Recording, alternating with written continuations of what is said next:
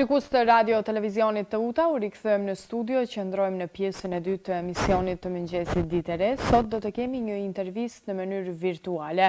Jemi mbledhur virtualisht me onkologen Vildana Goga për një temë që prek mira gra në mbar botën, kancerin e gjirit. Tetori njihet si muaji ndërkombëtar i ndërgjegjësimit për kancerin e gjirit, i njohur ndryshe edhe si tetori roz, dhe synon të rrizve dijen për zbulimin e hershëm, parandalimin dhe mbështetjen ndaj grave që përballen me këtë sëmundje.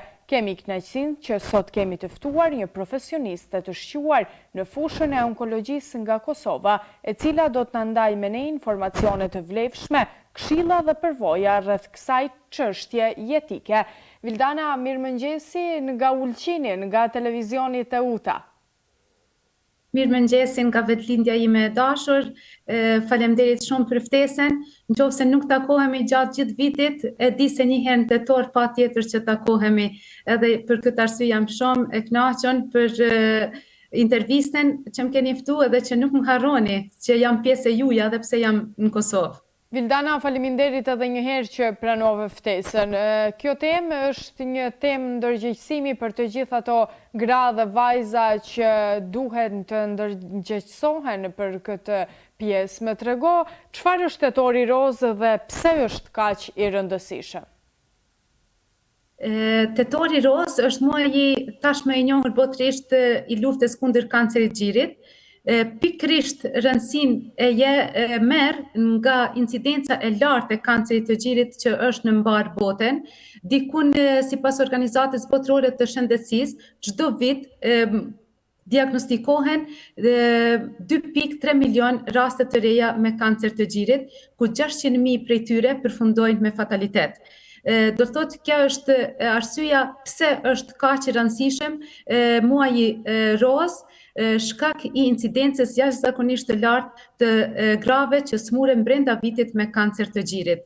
Mirë po, me një vetëdijsim të lartë edhe me një ndërgjegjësim të lartë të grave për me shku tek mjeku për kontrolla të rregullta të shëndetit të gjirit, kemi arrit që incidenca prapë me së lartë, mirë po vdekshmëria nga kjo sëmundje të ulet në krahasim me vitet që kemi lanë pas. Për këtë arsye, muaji tetor është muaj që i thret të gjitha gratë që të lajmërohen tek mjeku, edhe ata cilat e kanë harru në një farë kuptimit veten e tyre deri me tani, nëse mas një informacioni të tillë, ju apeloj që të lajmërohen tek mjeku për një ultrasonografi apo për një mamografi. Si ka ndryshuar ndoshta edhe qasja e grave ndaj shëndetit të gjirit ka qenë si ide për i disa grave që kanë mbijetu për kancerin e gjirit për me sensibilizu gratë tjera. Mirë po tash ka arrit që informacioni për kancerin e gjirit të përfshi mbar botën, po të përfshi edhe të dy gjinit, edhe gjinin femrore, edhe gjinin mashkullore. Tashmë në çdo institucion, prej shkollave të mesme deri tek institucionet më të larta shtetërore, informohen gratë edhe burrat për rëndësinë e sëmundjes së gjirit apo kujdesin ndaj shëndetit të gjirit. Si ka ndryshuar ndoshta edhe qasja e grave ndaj shëndetit të gjirit gjatë viteve të fundit? A shihni që ndoshta i kryejnë ato kontrollat më rregullisht dhe edhe pse ndoshta edhe nuk ndiejnë ndonjë simptom apo diçka të tillë, janë më të vëjdisuara për këtë gjë? Pikrisht muaji tetor edhe sensibilizimet e tilla mediatike kanë bërë që tashmë një numër shumë më i lartë i grave se sa para 2-3 viteve të paraqiten tek mjeku për një mamografi apo ultrasonografi, ndërsa në anën tjetër ndërgjegjësimi është rrit në atë nivel që 52% tashmë i grave të diagnostikuara me kancer të gjirit ka kaluar në stadin 1 edhe 2, në diagnostikim i hershëm. Po prap apeloj që nuk është e mjaftueshme ende si shifër për stadifikim të hershëm. Dëshiroj që mos të vi deri tek diagnostikimi i hershëm, por deri tek zbulimi i hershëm, sepse midis stadifikimit, diagnostikimit hershëm edhe zbulimit hershëm ka një ndryshim jashtëzakonisht madh. Kur flasim për diagnostikim të hershëm, i bjen që gruaja ka prek diçka me dorë në gjirin e vet, ose ka pas ndryshime në gjirin e vet, ndërsa për edhe stadi mundet me qenë më i avancuar se sa që e presim na nëse gruaja kishte shku për një mamografi ose ultrasonografi screening ku nuk ka simptoma askur qa, edhe do të kishte zbuluar një ndryshim në gji si pasojë e mamografisë ose si pasojë e ultrazanit, jo si një ndryshim cilin aja e ka pa vetë. Kjo na kishte ndihmu shumë në stadifikim të hershëm, ku mbijetesa është jashtëzakonisht e madhe, ku shërueshmëria e kancerit të gjirit është prej 95 deri 99%, ku nuk nevojiten trajtime agresive të pas intervenimit kirurgjik në gji, edhe ku trajtimi do kishte pas shumë benefit, do me thanë, në shërueshmëri edhe në trajtim ma cilësor edhe ma adekuat. Cilat janë ndoshta edhe ato mënyrat më të mira për të parandaluar edhe kancerin e gjirit? Po, fillimisht në luftën kundër kancerit të gjirit përfshihen vetë kontrolli, mamografia edhe ultrasonografia. Këto janë të ndara sipas moshës së gruas kur duhet cilat të aplikohet.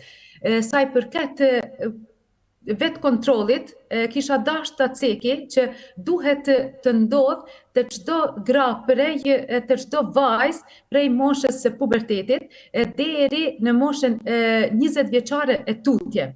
Por vetë kontrolli nuk duhet të klenet vetëm në mënyrën e vetë se si e bën gruaja apo vajza, por duhet çdo herë të përcillet edhe nga një mjek me ekzaminim klinik, nga një mjek përkatës i fushës, i cili ka me ja konfirmu gruas apo asaj vajze që nuk ka askur gjashtë qetësuese në gjirin e saj. Vetë kontrolli fillimisht bëhet çdo muaj për me mësu vajza apo gruajan e ardhshme të ketë kujdes ndaj shëndetit të gjirit, ta shoh formen, madhësinë, a ka ndryshime në majën e gjirit, edhe si një rregull i tillë mujor, ajo edhe gjatë jetës pasi që kalon faza e ekzaminimit me vetë kontroll, ajo kujdeset me ultrasonografi edhe me mamografi mandej për gjirin e saj. Kur lam një femër të zbuloj kancerin e gjirit me vetë kontroll, neve si profesionist shëndetësor nuk na pëlqen as pak, sepse duhet të rritet ajo masë tumorale deri diku 1 cm për me mujt me qenë palpabile për gruan.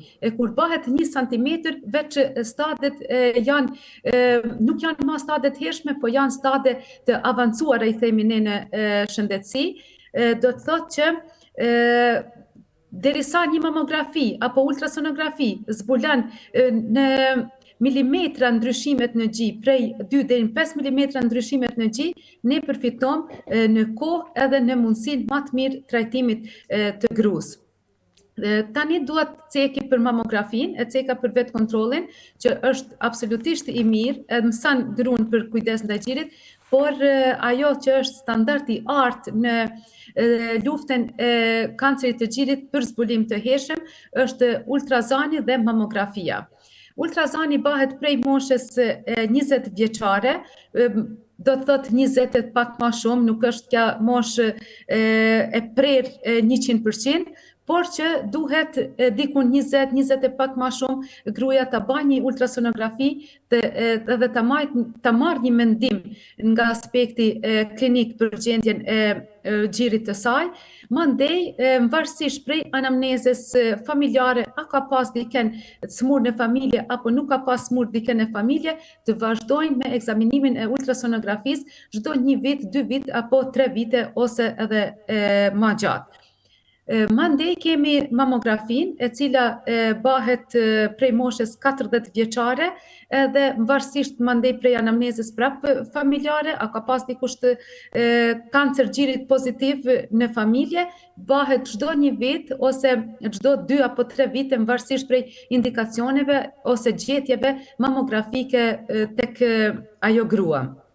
Por çka është me rëndësi ta ceki, në qoftë se një gru jeton në një familje ku dikush prej familjarëve të saj ka pas kancer gjirit, ajo duhet diku 20 vjet ma herët filloj ekzaminimet për kancer gjirit tek ajo.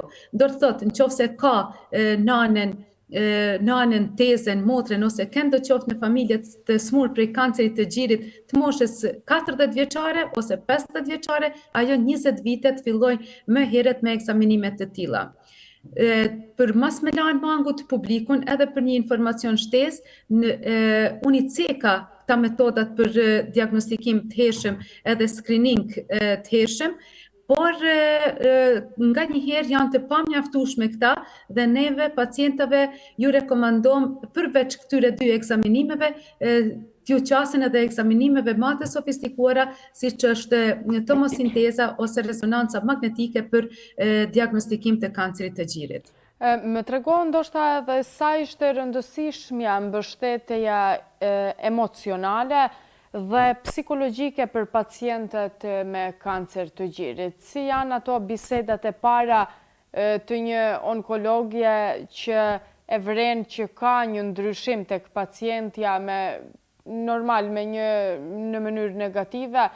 Si është ajo biseda juaj e parë, si tregoni, si janë to bisedat e juaja? Dhe sa mbështetni? Jashtëzakonisht është e rëndësishme mbështetja emocionale fillimisht familjare për pacientin, mandej edhe prej mbështetja prej profesionistit shëndetësor. Ajo cilën une kryesisht aplikoj në përditshmërinë teme klinike është komunikimi fillestar me familjar, ta njoh pak a shumë natyren e pacientes, se si ishte përballë aja, po t'i tregoja unë saktësisht për smundjen me cilën përballet, ose në qoftë se ajo vjen vetë pa dikën familjar, mundohem herën e parë mos t'jem aq konkrete, edhe t'jem ma tepër shpresdhanse ose t'jem ma tepër jo zbuluese e informacionit sakt, përderisa nuk fiton të dyja atë njohurinë e duhur midis nesh për me mujt me vazhdu trajtimin. Se vërtet momentet e para të pacientes me ballafaqim kësaj smundjes janë jashtëzakonisht tranta. Pothuajse nuk i jetohet më, i ranohet komplet toka në kam kështu. Nuk është, ka fitan frikë, fitan ankth, depresion. Na duhen me qenë ata që ja bam shumë ma të lehtë mënyrën e trajtimit, edhe të vazhdimit të trajtimit, se sa vetë smundjen. Nga njëherë është realisht vështirë arritshme, por kur pacientja ka besim në shërim, ka besim tek mjeku me cilën trajtohet, tek i cili trajtohet, edhe ka dëshiren edhe vullnetin edhe mbështetjen familjare, e përballon shumë ma lehtë si jetën, po ashtu edhe trajtimin, edhe neve si profesionist shëndetësor nuk na jep vështirësi gjatë trajtimit, sepse nuk kemi nevojë për me ja shty trajtimin, me ja vonu, me ja shty trajtimin, nuk kena nevojë për me ndërpret trajtimin, edhe shumë kështu situata tjera të palakmueshme që na ndodhin brenda trajtimit, i cili është vërtet i vështirë edhe një kohë gjatë trajtimi i të smurve onkologjik. Sa ka në Kosovë dhe a ka mjaftueshëm grupe mbështetëse ose organizata që ndihmojnë gratë me këtë sëmundje edhe për ta tejkaluar? Edhe në mënyrën patjetër psikologjike edhe emocionale. Kosova realisht ka bë shumë progres në këtë drejtim. fillimisht kanë qenë vetë gratë ata cilat e kanë inicu për krahjen e grave tjera, duke nda informacione qoftë haptas mediatike ose në përjetët tjera sociale, qoftë edhe duke hap organizata për ofrimin e informacioneve se si ata e kanë te kalu luftën ose si janë përballë ata me luftën e kancerit të gjirit. Do të thotë është punu jashtëzakonisht edhe në aspektin individual, edhe në aspektin shoqëror të organizatave pambarura që kontribojnë në luftën kundër kancerit të gjirit, por edhe në aspekt instancave më të larta institucionale, tashmë janë duke u përpilu edhe duke u hartu plan programe për screening të hershëm të kancerit të gjirit tek grup moshat të caktuara të grave. Do të thotë ka arrit brenda një periudhe dikun 5 vjeçare një përqindje jashtëzakonisht e madhe në kontributin e zbulimit hershëm të kancerit të gjirit në krahasim me vitet që kena lanë pas. A mund të ndani ju nga përvoja juaj tash që keni dhe që punoni tash shumë vite, më tregoni ndonjë moment ose ndonjë gjë interesante që ju ka ndodhur me ndonjë paciente, nëse keni për të ndarë me neve dhe televizionin të UTA? Pa tjetër që pa, se ma parë du me të regu se cili pacient është karakteristik në vete, është qoftë si e mbrendshme e vete, në vete do të thotë që i ka ata mënyrën e perceptimit edhe mënyrën e shikimit ndaj jetës ndryshe prej pacientit tjetër. Do të thotë ballafaqimi me secilin pacient është individual, edhe asnjëri nuk është i ngjajshëm me atë tjetrin. Aja që mu ma tepër gjatë jetës time më bën përshtypje, gjatë jetës punës profesionale më bën përshtypje, janë gratë e reja kur vinë me kancer të gjirit edhe kur i shoqërojnë fëmijët e tyne. Kja është shumë e prekshme, por në anën tjetër, kur vinë të reja edhe të diagnostikuara në stadin që janë 95-99% shërueshme, atëhera në disësi ma lehtësohesh kur punon me ta, por edhe të njëjtën kohë kur dëshirojnë që fëmia tyne me ardhë edhe me na njoftu edhe neve, dikush edhe na vinë për shembull fëmijët e tyne me prind, edhe na falenderojnë që ti kujdesesh për nanën time, ose kujdesesh për gjyshen time, ose na falenderojnë që gjyshja ose nana janë mirë, falë teje.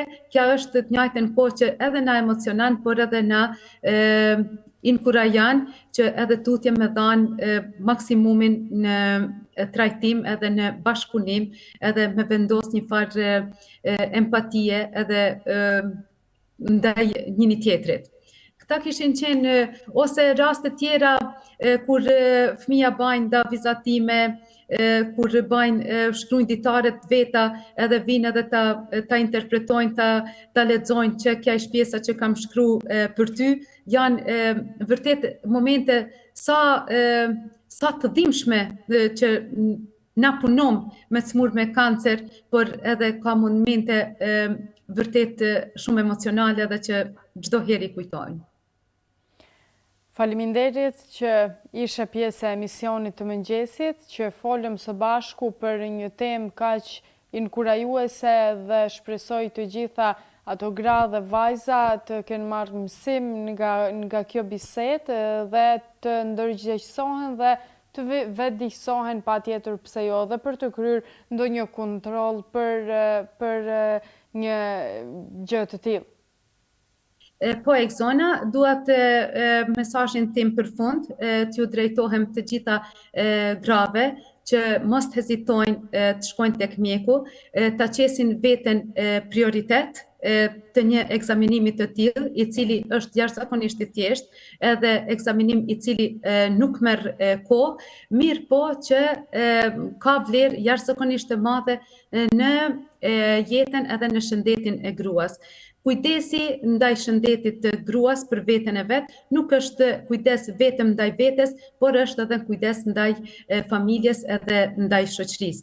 Kështu që mos hezitojnë të lajmërohen me kohë tek mjeku edhe t'jenë ato që i inkurajojnë bile edhe gratë tjera, masi ta performojnë ato mamografinë apo ultrazërin, t'i inkurajojnë edhe gratë tjera që ta bëjnë po të njëjtën.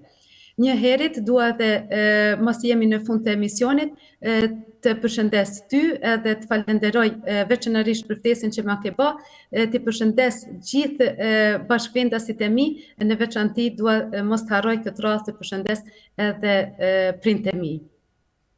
Faleminderit shumë, të përshëndesim edhe ne ty nga televizioni Teuta e nga ulqini jot i dashur, nga vendlindja jote.